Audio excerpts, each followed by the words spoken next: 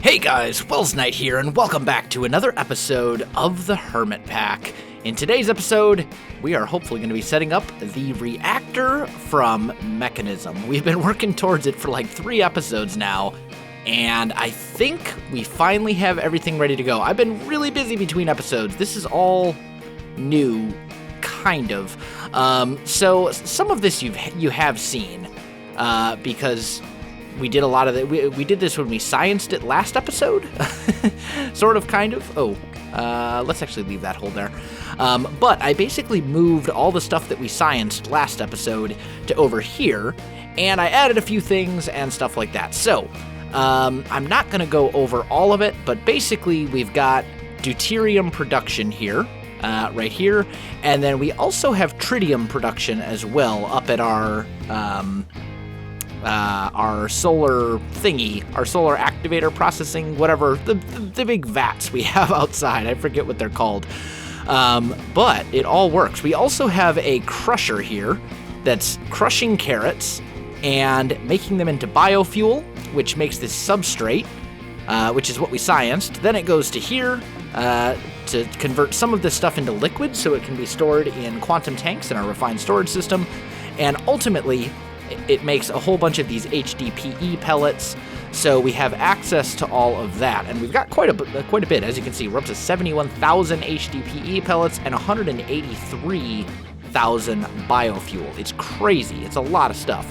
But I think I finally have everything we need to make the reactor, although there is a couple other steps.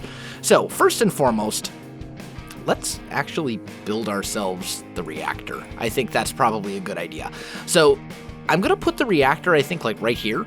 We're going to put it in the corner of this room. And yes, I know this room looks like garbage right now. What I want to do is I want to set up all the technical stuff and then basically design the room around it. And I want you to actually be able to look down and see all this stuff in the floor. So there'll probably be like a glass floor or something here, because it is kind of cool to look at all the conduits and different things, and then ultimately it'll all kind of culminate in the reactor right here. So we need to lay this down, and the first level of it looks something like this, I believe. And then we need a thing around it like this.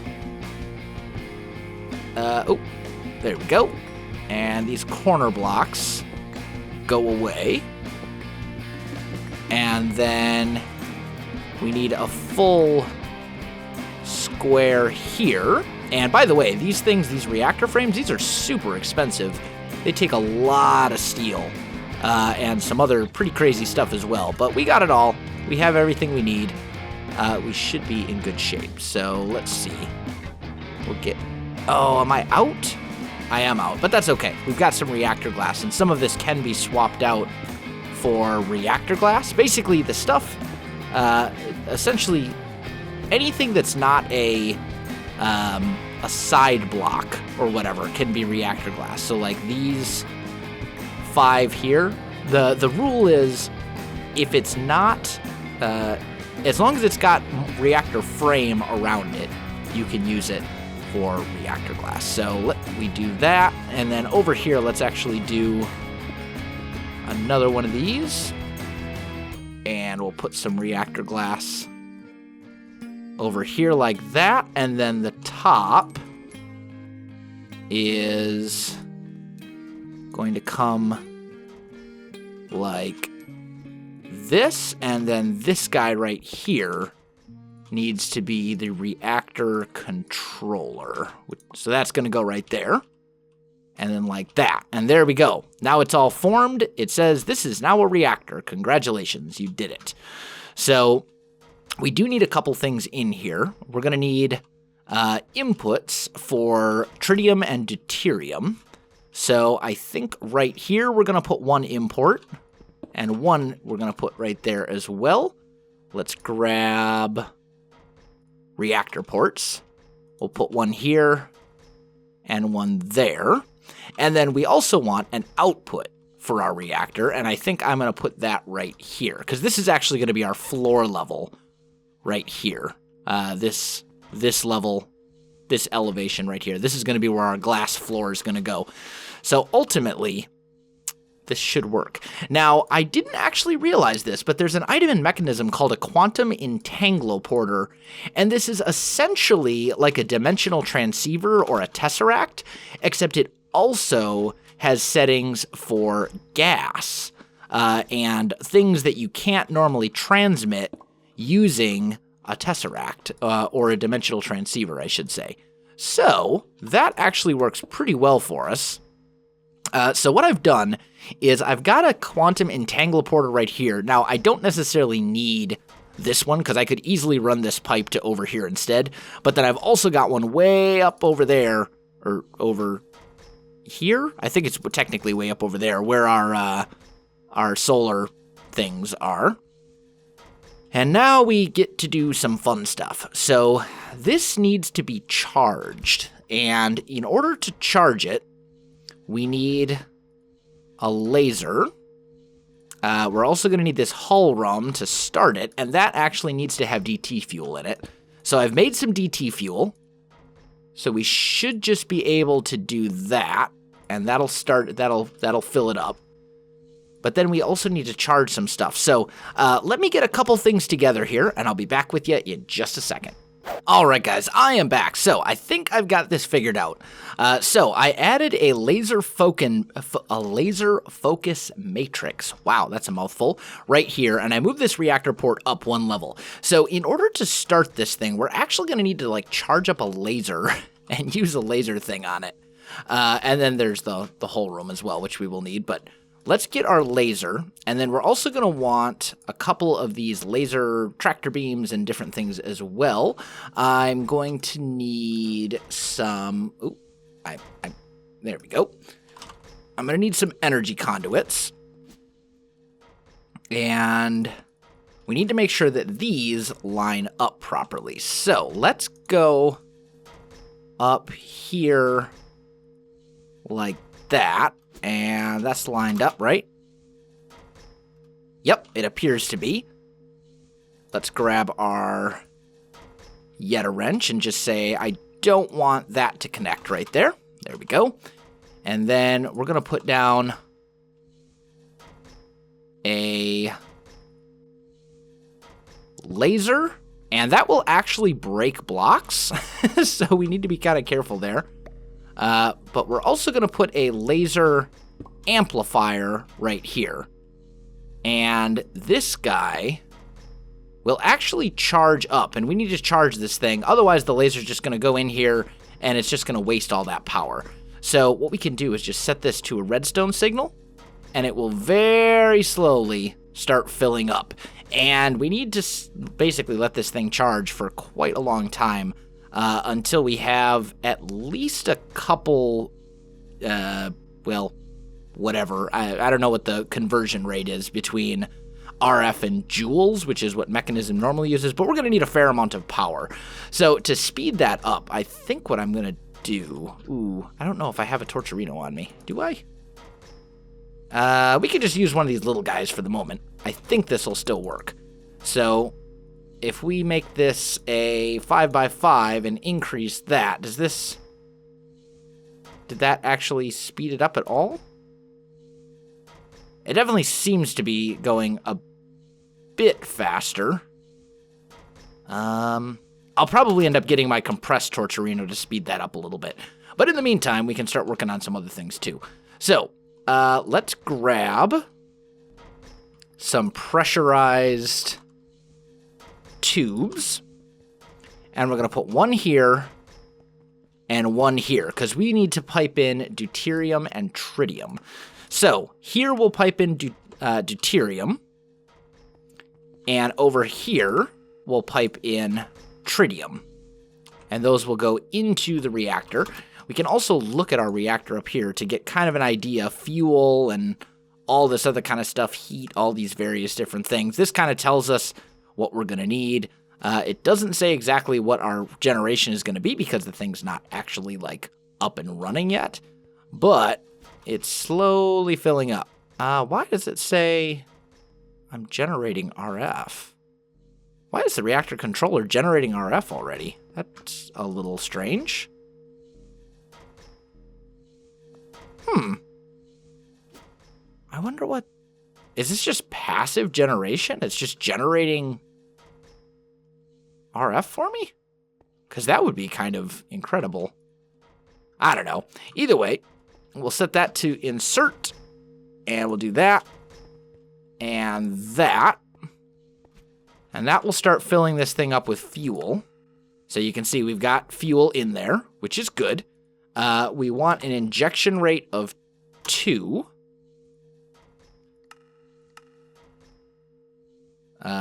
We may have to wait to do that. Oh, nope, there we go. So we need our injection rate of 2. Otherwise, it won't actually stay powered. So that's going to be important. And then ultimately, we just need to start this thing. And we're going to have to charge up this laser pretty significantly. It's got a ways to go. So let me go ahead and grab a compressed torcherino and see if we can speed up that process a little bit so that it has a decent amount of energy built up to get this thing started. Alright guys, I am back, and I've got the compressed torcherino down here, and it is filling up faster, but it's still taking a really long time. We need to get it to, I think, about this second line before it will have enough power to really kind of kickstart the reactor. Also, when I'm ready to go, I have to throw this Hullron in here and give it a little bit of DT fuel. But one thing we can do to speed this up a bit is I can put this laser tractor beam right here. I feel like that actually needs to go the other way. So let's put it there. Maybe. I'm not sure. Yeah. So the red is on the right side. You can kind of see it right there. Good. That's what we want. And then what we can do is point a couple lasers at this one thing. So I can bring this over here, like so, and we can point multiple lasers at it. So I made a couple extra lasers. I can point one here, and here, and here, and that way we now have 3 lasers focused at this, which will increase the speed significantly. It'll basically go 3 times as fast. Although our problem here may actually be the fact that these conduits can only transport so much energy at once. So that might be more of an issue for us. Let's see. Do I have more energy conduits or perhaps better cables? This is 25. The elite cables do 25,000 RF per tick. These do 128,000. So these are definitely better. I mean, realistically, this thing is charging fairly quickly, but it still hasn't even hit the bottom line. This thing holds an insane amount of power, and we don't have to fill it up all the way, thankfully. But I guess all there is to do is basically just let this thing run for a little bit. Maybe I can speed it up a tiny bit by using a dimensional transceiver like right here and saying power me receive. That might help a little bit just to give it another place to pull power from. Maybe. Oh, there we go. It's finally visible. Man, this thing's gonna be crazy. Anyway, I guess we'll just let this charge for a bit, and hopefully I'll be able to get it running pretty soon here.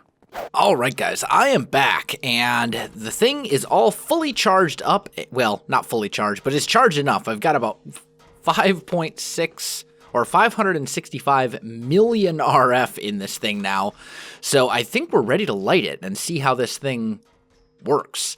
Oh, here we go. I've got this Hullrum. I don't know how that word is pronounced, but I've got that in here. It does have some DT fuel in it, so that needs to go in there for this to light up. And then we can remove the torcherino, and when I change this thing to high, or when I change the redstone signal, it'll fire the laser, and it should light everything up and start producing an obscene amount of power. Now, before I do that, I want to make sure that it is day, and I'll show you why in just a minute. I'm actually going to have to do this all over again, but I'll do it off camera. So, if we light this thing up by changing this to low, there we go. That lights up the reactor, and we can now change this back to high so it'll stop firing. But check this thing out. We now have this reactor, and look at that. In, what was that, half a second? This thing is producing 7.5 million RF per tick. That's just obscene. That is absolute. Look at that. 7.5 million RF per tick. Now, there are some issues. So if we look at fuel, we do have tritium and deuterium going in, but it's not really keeping up. We may have to boost that a little bit. Otherwise, this is going to go down pretty significantly. This is not keeping up with our production. So I think I'm going to have to swap these guys out for higher level pressurized tubes, which we can do. That's fine. So let's go to pressurized tubes. Wait a minute. Here we go. And let's make a couple of these ultimate ones. Or maybe, let's see if this thing is sustaining itself. It's going down. It's dropping. If we look at fuel, it does have the tritium going in. Looks like all the DT fuel we had stored has been used. Where did you come from, Enderman? You need to die. That's not supposed to be there. Okay, so I think we had a higher amount because we had DT fuel going in there directly. But it does seem like our tritium and deuterium production is keeping up, so that is good. That is good. And that should be outputting a ton of power, because we have this on send. So if we configure this to pull, and we set this to power, which it should be set to, it's on send, that should now basically power everything pretty easily. And this thing should be filling up as well again. But hopefully, well, I'm going to leave the laser set up because I'm sure we'll need to light this reactor again at some point. Because it's not going to be sustainable. And the reason... Oh, man, that's dropping significantly. We're down to 500,000 RF. Oh, wait. We want to be in RF per tick. There we go. So it is slowly dropping. I wonder what this is going to end up at for its final output with everything running. I mean, it looks like we're doing fine here for deuterium production. Let's take a peek outside, because that's the other thing that we need to take a look at.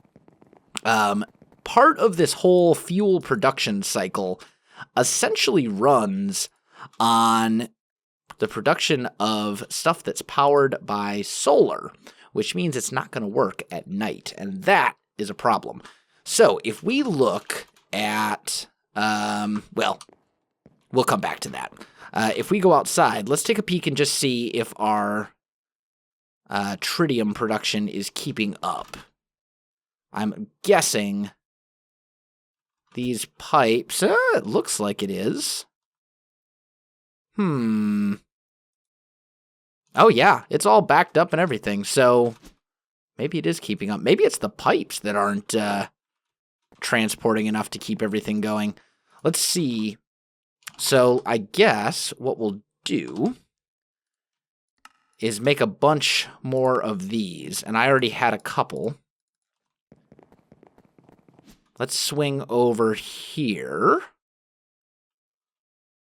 and let's swap these 4 out, like so, and change that to push, pull, pull, pull, pull. All right, there we go. And let's make sure that this is set. For tritium, it is gases, input on all sides. Okay, so that's all good.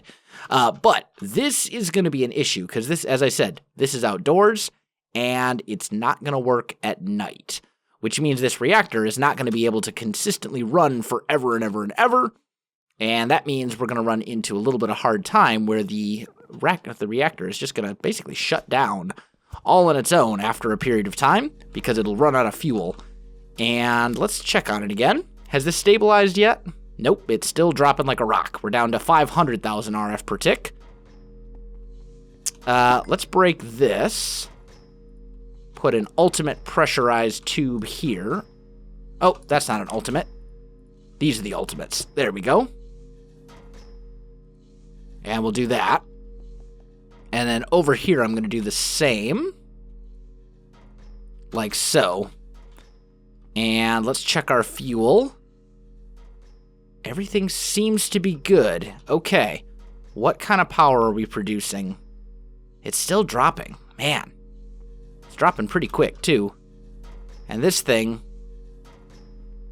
Is this not getting power anymore? This laser amplifier? Or I guess it's just filling up really slowly because it shot all of the laser into here. All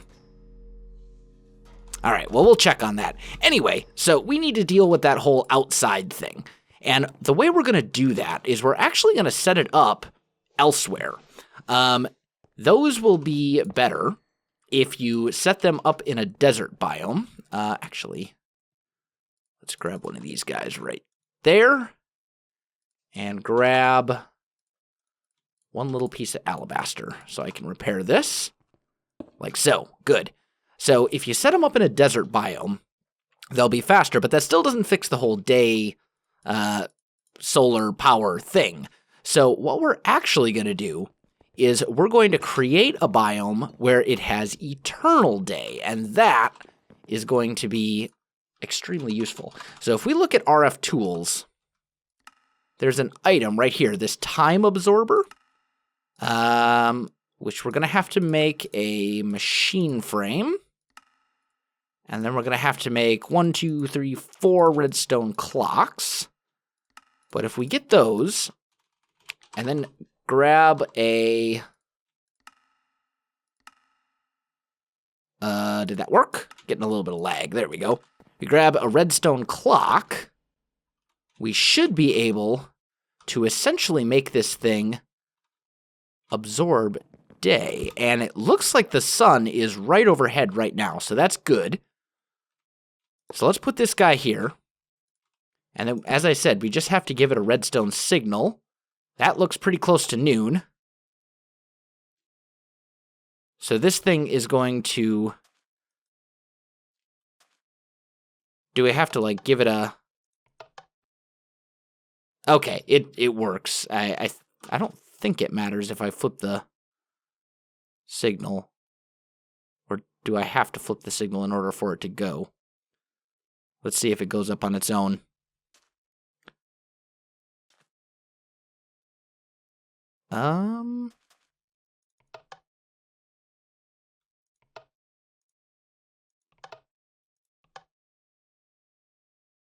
Yeah, I mean, it's getting a redstone signal, so it should be fine. But we're trying to basically absorb noon. I thought this would work faster. Let's do that. Let's just put it right on there. Give it a redstone signal that way. And hopefully this will work. Hopefully we didn't miss our window. If we did, I may have to come back and do it later. Because the sun is not really in the noon position anymore, but that's definitely the position that we want it to have. So, I'm thinking we missed our window, so we may have to wait. Yeah, it shouldn't be taking this long. We may have to wait for it to become noon again tomorrow, in-game tomorrow, obviously. But then what we'll do is we'll basically create a dimlet so that we can move all of this into a desert where it's eternal day, and we'll set it all up there, and that way it'll work more efficiently, and more importantly, it'll work continuously and won't get shut off over and over and over and over again. So that will be the thing that we want to do. Let's just check on our little time absorber guy. Yep, still slacking. That's okay. There's also a biome absorber as well, so we can absorb biomes if we want to have some sort of a biome that we use. I did actually find a desert one, so I don't really need... let's just kind of do that. I don't really need to use any of these up because we've got a desert biome right here, which will work just fine. But everything should be good. And then I don't know... I'm not entirely sure if I want to spend the extra RF per tick and everything like that to customize the biome beyond that. I mean, really, it just needs to be a desert biome and have eternal day. But we also don't really want to have a bunch of, like, nasty effects and things that happen to us. So, I mean, it's kind of a trade-off. Yeah, this thing is definitely going to have to wait until tomorrow, because by now the sun is way past the noon position. That's okay. We can wait for it, and it should finish it up in the morning, or tomorrow, or however you want to put it. Let's put this stuff all away. I don't need that matter booster anymore. Let's go check on our reactor and see if it has shut off, or if it's finally stabilized on a specific power generation level. Looks like the reactor is still going, so that's good. And it looks like it's still dropping, but it looks like it's kind of stabilized on about 200,000 RF per tick. That's what it looks like. It's dropping a lot more slowly now than it was. So I think that should be good, and it looks like this thing is filling up and providing all sorts of power too. So I think we'll be in good shape. Now, I do still need to design this room, but that is going to have to wait for another episode, I think, guys, because I am out of time for this one. So, my friends, if you enjoyed this video, don't forget to like, subscribe, and leave me a comment. I do appreciate it, and it really helps out my channel. You can also find me on Facebook, Twitter, and Twitch. There are links in the video description below, so check that out as well. Otherwise, guys, thanks for watching, and I'll definitely see you next time.